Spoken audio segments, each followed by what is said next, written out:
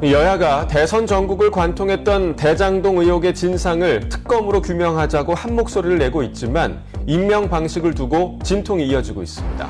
윤석열 당선인은 이명박 전 대통령의 사면을 요청하겠다는 생각을 오래전부터 견지해왔습니다. 이번 만남을 계기로 국민 통합과 화합의 계기가 마련되기를 기대합니다. 김호수 총장이 자신의 거취를 스스로 좀 결정을 해야 되지 않나 이렇게 생각을 하고요. 본인이 지금까지 총장으로서 수사 지휘를 제대로 했는지 특히 이 대장동, 백현동 사건 수사에 대해서 오늘로 예정됐던 문재인 대통령과 윤석열 대통령 당선인의 회동은 실무적 협의가 마무리되지 않아서 일정을 다시 잡기로 했습니다.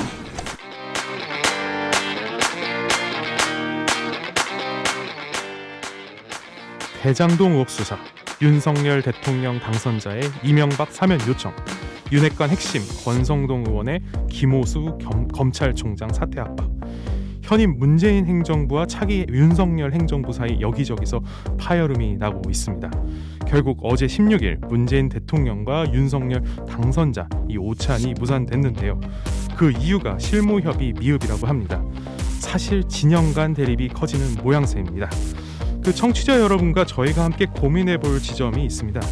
대장동 의혹 수사 특검으로 진행될 수 있을까요? 그리고 이명박 사면은 법치 훼손일까요? 국민 통합일까요?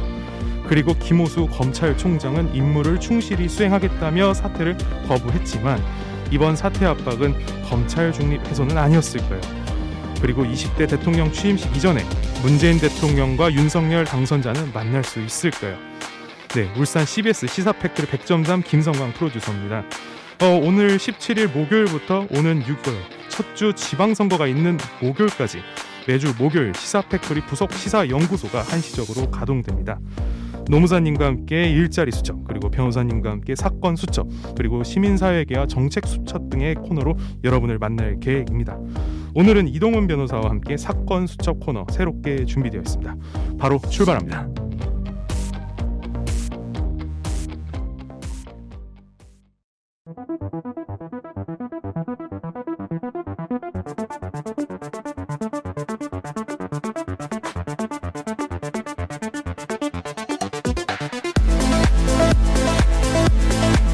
이동훈의 월간 사건 수첩.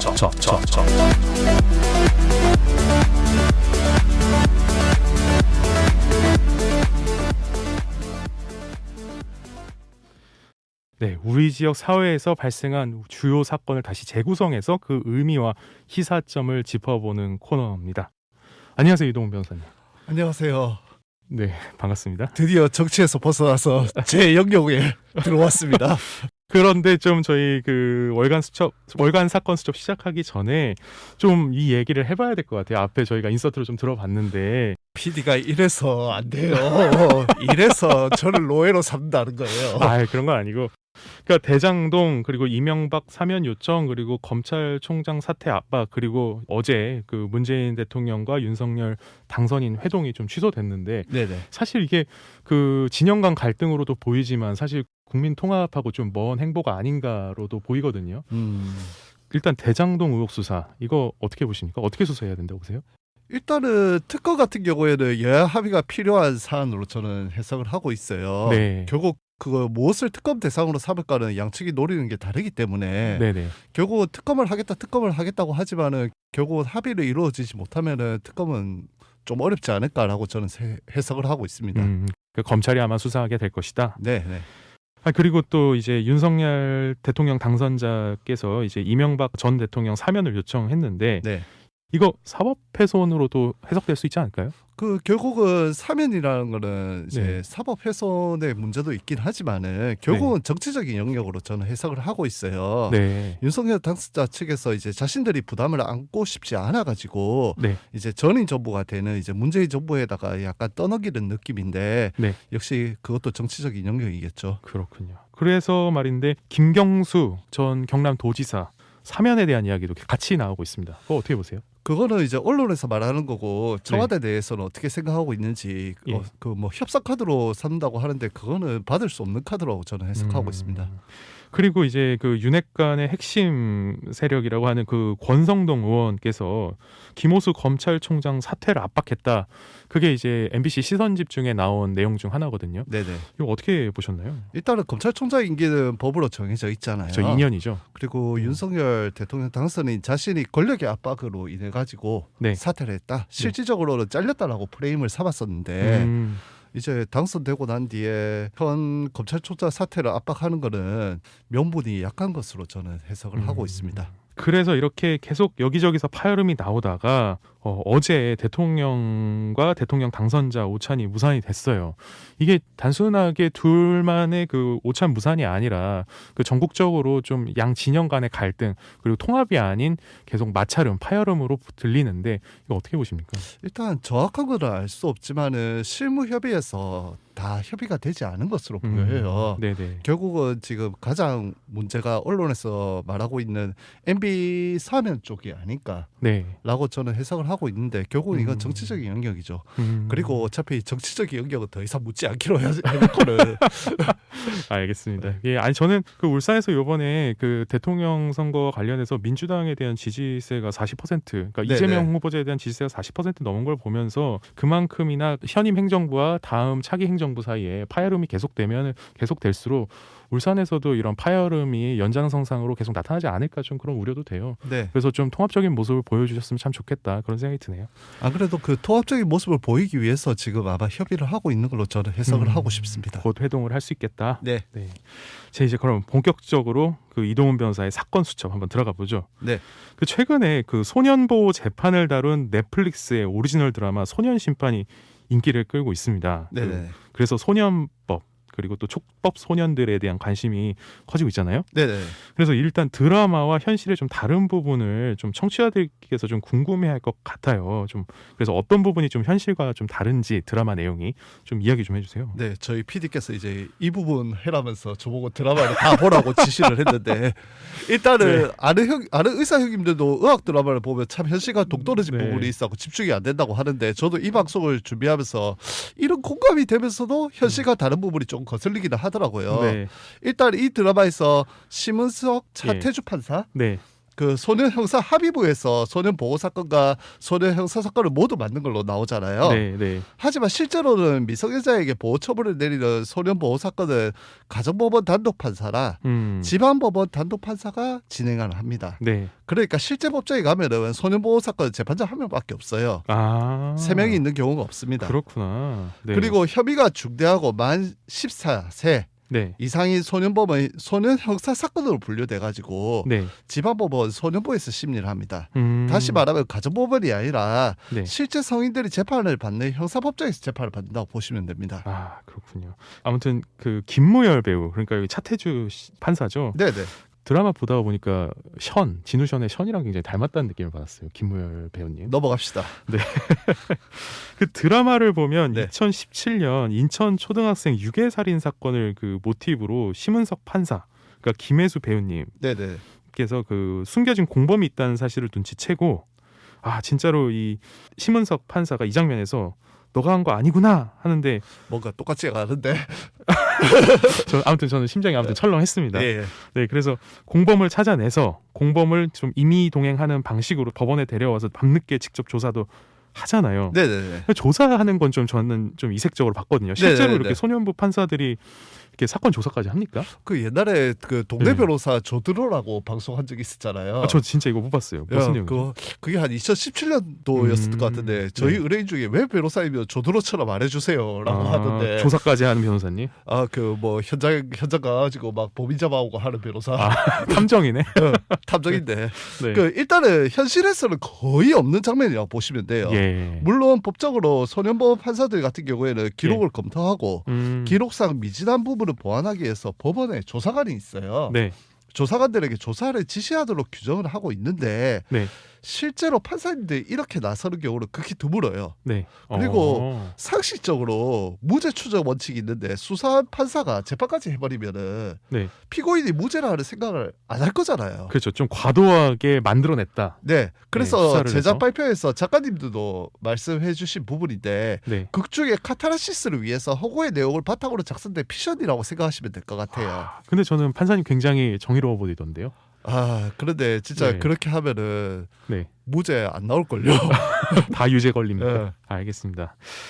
이제 좀 현실로 좀 넘어가 보죠. 네네네. 지난 2월에 네. 울산 북구경찰서가 심야 시간대 무인 점포를 노려서 상습 절도 행각을 벌여서 절도 혐의를 받는 10대 촉법소년, 그러니까 미성년자죠. 그렇죠. A군에 대한 긴급동행 영장을 법원으로부터 발부받아 조사하고 있다는 소식이 전해졌었잖아요. 네, 그 울산 관련해서 사건. 그 A군은 심야 시간대 울산 한 무인점포에 들어가고 무인점포 많잖아요. 네네, 그쵸. 아이스크림 팔고 네. 그걸 결제기를 열고 현금을 챙기는 듯 비슷한 수법으로 20여 차례 무인점포 등에서 총 700만 원 정도 훔친 것으로 조사된 것으로 알고 있습니다. 그래서 A군은 범죄 현장에서 2차례 경찰에 붙잡힌 적도 있지만 2차례나. 네. 만 10세 이상, 만 14세 미만 초포소년이었고 동행을 거부해서 풀려나기도 한 것으로 알려졌습니다. 그랬구나. 그 과정에서 자신은 초포소년이라면서 큰 소리 치거나 만말도 쏟아냈다고 하네요. 뭐 제가 들어보니까 좀 네. 잘못했다고 해도 모자랄 판에 좀 뻔뻔하게 촉법 소년인데 너희 처벌할 수 있겠어? 뭐 이렇게 얘기했다고 하더라고요. 그렇죠. 예, 이런 경우 풀어줘야 됩니까? 아유, 보통은 일단은 풀어주는 게 원칙입니다. 아, 그 그렇구나. 초포소년은 보호조치 대상이지 형사처벌 대상이 아니거든요. 네. 그래서 일선 경찰관들이 조사한 다음에 내보낼 수밖에 없다. 더 데리고 있을 근거가 없다라고 자주 섞인 목소리를 내고도 좀 하죠. 허탈하겠네요. 그렇죠. 예. 그리고 왠지 이렇게 말하면 제가 드라마 듣고인 것 같은데 네. 지구대 경찰관들 일상을 보여준 라이브라는 드라마가 있었잖아요. 드라마 엄청 많이 보시네요. 일 안 하세요? 일합니다. 그 경찰관 역할을 맡은 배우가 똑같은 이야기를 해요. 네. 이거 초포소년이라 가지고 네. 우리가 잡을 근거가 없다. 진짜 자주 섞인 이야기를 하거든요. 예. 근데 이거 사건은 네. 그 긴급동행 영장을 신청해서 네. A군을 풀어주지 않고 네네. 소년분류 심사원으로 인지했다고 하던데 네네. 참 어려운 단어예요. 긴급동행 영장 그리고 소년분류 심사원. 요것부터 좀 설명을 해주시겠어요? 그 일단 소년법에 소년부 판사님이 네. 판사님이라고 해야죠. 네. 조사와 네. 심리가 필요할 때는 소년 또는 보호자를 소환할 수 있도록 하고 있어요. 아하. 이에 응하지 않으면은 동행 영장을 발부할 수 있도록 규정을 하고 있는데 네. 이거와 다른 또 긴급 동행 영장이라고 있어요. 네. 이거는 이제 그 소환과 관계없이 음. 소년을 보호하기 위해서 또는 긴급한 조치가 필요할 때 발부하는 거거든요. 보호보다는 긴급 조치 때문에 발부한 네, 것 같네요. 네. 예. 그러니까 뭐 학대가 심하거나 예. 소년에 대한 그 뭐 자살이나 여러 기타 위험이 발생하거나 네. 또는 비행성이 악화될 우려가 있는 경우에 비행성이 악화될 우려 요거네요. 네. 네. 근데 보통은 이제 이 비행성 악화보다는 앞에 이제 소년에 대한 학대 이런 거를 위해서 이제 긴급 동행 영장을 신청을 많이 하는데 이번은 네. 좀 사례가 특이하게 비행성이 악화할 우려가 있다고 해서 네. 발부가 된 겁니다. 아하. 그래서 긴급 동행 영장이 발부가 되었기 때문에 제가 앞서 말씀드렸잖아요. 네. 그 풀어줘야 된다고. 네. 원칙은 풀어주는 거라고. 네. 근데 긴급 동행 영장이 발부되었기 때문에 소년 재판 심리 때까지 한 달가량 한 달. 네, 소년 분류 심사원에 입소를 시키는 거고요. 네. 이 소년 분류 심사원을 간단하게 설명드리면은 처분받기 전에 네. 소년원입니다. 네. 그 학교죠 일종의. 예. 소년원에 가서 보호관찰들에게 조사받는 거라고 생각을 하면 돼요. 그러면은 그 A군이 그 형사처벌은 아니지만 어쨌든 촉법소년이라 형사처벌은 아니고 그럼에도 네네. 불구하고 어쨌든 소년원에 가서 좀 조사를 받는 건데 네. 뭐 처벌은 받는 건가요? 일단은 소년법에 이제 그 이제 촉법소년이라고 형사처벌은 받지는 않고요. 네. 일단 소년법에 보호처벌이 규정되어 있습니다. 1호부터 10호까지 있는데 네. 1호는 뭐 보호자 등에 대한 감호 위탁, 2호부터 차례로 수감명령, 사회봉사명령 그리고 장기 보호관찰을 거쳐가지고 예. 8, 9, 10호에 소년원 송치가 있어요. 그러니까 1호부터 10호까지인데 10호가 제일 높은 네, 거네요. 근데 예. 2년 소년원 송치가 제일 높은 거고. 근데 2년이면은 사람을 이렇게 좀 상해를 입히거나 뭐 죽게 만들었는데 2년이면 좀 이거는 이제 뒤에 가서 좀 말씀을 알겠습니다. 드릴게요. 네. 그 소녀송치라고 해봤자 10호 2년이 최장이에요. 네. 아마 예상컨대 경찰에서는 9호 10호 처벌을 내려달라고 요청을 했을 텐데 네. A군 가정환경이 특별히 불우하거나 나쁘지 않은 걸로 알려져 있어가지고 저도 어떤 처분이 내려질지는 저도 궁금하긴 합니다. 네. 이렇게 청소년이 강력 범죄를 저지르더라도 처벌을 받지 않거나 그리고 네네. 처벌이 경미한 점을 이용해서 성인이 저지른 범죄를 네. 그 청소년에게 뒤집어 씌우고 또 일정한 대가를 제시하면서 대신 자수하도록 하는 그런 악용 사례가 있죠. 그래서 네네네. 형사 미성년자를 폐지 내지는 좀 개정해야 된다. 뭐 이런 주장도 있는데 이거 실제로 드라마에도 나왔던 내용이에요. 그렇죠, 그렇죠. 이거 어떻게 생각하십니까? 일단은 형사 미성년자 제도에 대한 청소년들의 악용에 대한 오해를 좀 풀어줘야 될 것 같습니다. 어허. 물론 형사처벌과 그에 대한 전가 기록을 방지해주긴 하겠죠. 네네. 하지만 그것뿐이에요. 아, 그를 제외한 민사적 손해배상, 네, 학교 선도위원회 징계, 네, 행정처분, 네. 사회적 비난과 지탄, 네. 그리고 소년원 성취와 같은 보호처분은 못 막아줘요. 아, 그 중에 제일 무서운 게 뭡니까? 돈입니다. 돈 민사적 좀 손해배상. 예. 네, 극단적인 예로 사람을 죽여서 처벌을 성인보다 낮게 받더라고 하더라도 네. 그에 따른 손해배상 금액이 만만치 않아요. 아, 잘 생각해야 돼요. 엄청나네요. 예, 청소년을 네. 부모도 감당할 수 없는 금액이 나올 수 있어요. 그렇네요. 그리고 그 금액이 평생 따라다녀요. 참고로 형사 미성년자 제도는 네. 좀 청취자분들께 좀 설명을 드릴게요. 신체적, 정신적 미성숙을 이유로 일정 연령의 이하 소년에 대해서는 형사 책임을 인정하지 않는 것이다. 그래서 만 14세 미만인 분들을 형사 미성년자로 규정하고 있습니다.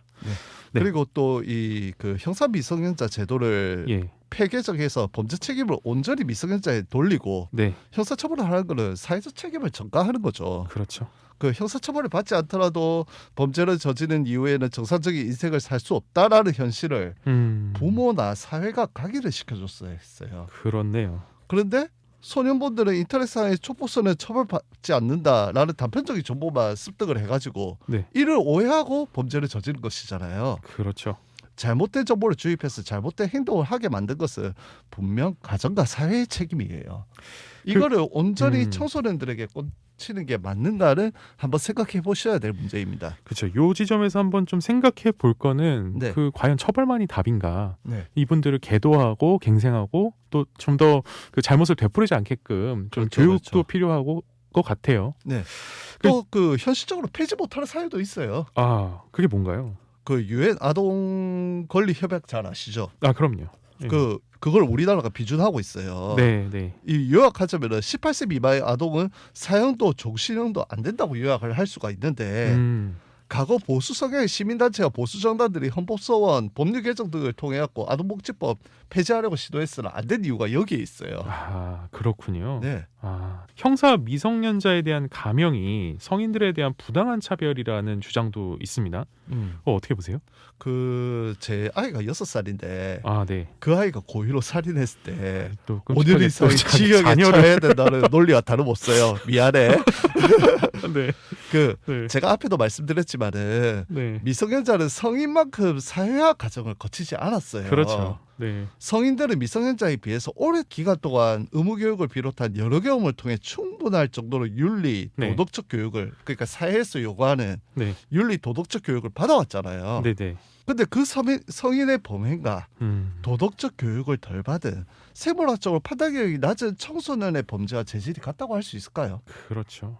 같을 수는 없죠. 예. 이게 아무래도 교육을 많이 받은 성인들이 예. 교육을 받지 못한 어린이들 또 혹은 아까 얘기했던 6살 예. 동등하게 처벌을 받는 규칙이 있다. 네. 저는 아닌 것 같습니다. 그러니까 결코 이렇게 처벌 수준을 나눠 놓은 게 네. 공정 및 정의에 바란다라고 저는 해석하기 좀 어려울 것 같아요. 사실 이 이슈가 네, 굉장히 오래됐어요. 네. 촉법 소년에 대한 처벌을 강화해야 되냐, 네. 아니면 처벌 강화가 아니라 이분들을 계도 교육을 해야 되냐, 그렇죠. 이거를 놓고 계속해서 이야기가 나오고 있는데 변호사님은 어떻게 좀 생각하십니까? 저는 사실 이제 지금 이제 초포소년의 연령을 낮추는 문제도 지금 나오고 있잖아요. 네네. 지금 이제 뭐 만 13세로 낮추자, 만 12세로 낮추자 이야기를 나오고 있는데 네. 물론 지금 이제 그 선거권이 이제 18세 미만으로 내려갔잖아요. 네. 권리는 확장이 될 수가 있어요. 근데 권리가 확장이 됐다고 해서 자신의 의무가 확장이 되어야 되는 것은 아니에요. 네. 똑같은 논리는 아니에요. 네네. 그렇기 때문에 이런 만 14세나 네. 만 13세가 충분히 사회화를 판단할 수 있는 능력이 있는가는 네. 충분한 고려와 연구가 있어야 된다고 저는 생각을 해요. 아, 그 제가 안 그래도 관련된 자료를 좀 찾아보니까 네네. 그 미국 같은 경우라든지 아니면 해외에서는 한국보다는 그 처벌 연령이 상당히 좀 낮더라고요. 그렇죠, 그렇죠. 그래서 한국이 좀 더 좀 너무 그 안이하게 대처하고 있는 거 아니냐. 특히 요즘 같이 그 인터넷을 통해서 모방 범죄를 쉽게 구현할 수 있는 이런 상황에서 네네. 좀 상황에 맞게 시대에 맞게끔 이 규정을 좀 바꿔야 되는 재개정해야 되는 거 아니냐. 네. 이런 목소리도 나오긴 하거든요. 네, 지금 국회에서 이제 그 어차피 윤석열 당선인도 그렇고 그 여야 이제 거대 양당에서 이제 선거 전략으로 선거 공약으로 만 13세, 만 12세로 낮추겠다라는 이제 그러한 이야기가 나오고 있으니까 네. 그 부분에 대해서는 충분한 연구가 이루어질 것으로 저는 판단을 하고 있습니다. 네. 그 변호사님 이제 마지막입니다. 마지막으로 전하고 싶은 말 있다면 한 말씀 해주시죠. 뭐 제가 이때까지 그 형사 미성년자 제도의 당위성을 좀 강조하긴 했는데 김혜수 씨 말씀대로 그 네. 대부분의 법률가들은 소년범들을 혐오를 합니다. 네. 이 방송을 통해서 제가 하고 싶은 말은 이거예요. 청소년들 여러분 그 형사처벌을 피할 수 있을지도 몰라요. 하지만은 돈이 참 무섭습니다. 민사 손해배상. 예, 배상. 민사 손해배상으로 네. 집안에 기둥불이 뽑힐 수 있고 성인이 되어서도 당신한테 따라가는 빚이 될 수 있어요.